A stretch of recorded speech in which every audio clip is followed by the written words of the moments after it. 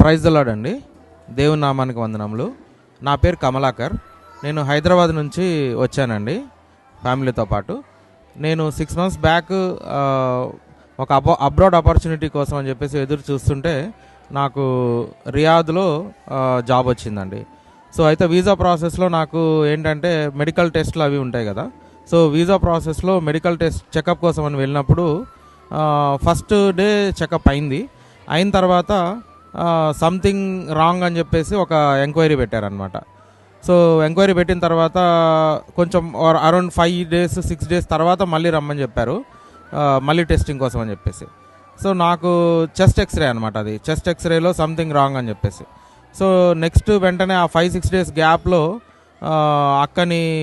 అక్కతో ప్రేయర్ చేయించుకోవడం జరిగింది. చాలాసార్లు అక్క ప్రేయర్ చేసిన తర్వాత మళ్ళీ నెక్స్ట్ 5 days తర్వాత మళ్ళీ సేమ్ చెకప్ జరిగింది. సేమ్ చెకప్ జరిగినప్పుడు ఎవ్రీథింగ్ క్లియర్ అని చెప్పారనమాట. సో దేవుని నామానికి వందనములు. దాని తర్వాత నేను జాబ్లో జాయిన్ అవ్వడం జరిగింది.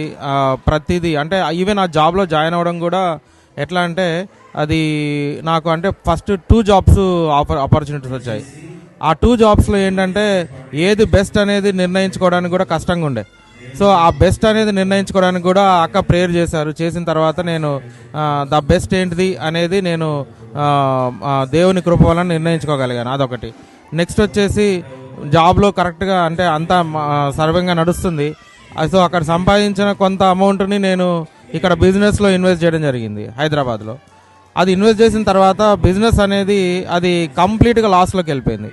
చాలా మంది ఇన్వెస్ట్ చేసాము, అది లాస్లోకి వెళ్ళిపోయిన తర్వాత ఎలాగా ఏంటిదని చెప్పి ఆలోచిస్తూ మళ్ళీ మన దేవుడు ఉన్నారు కదా.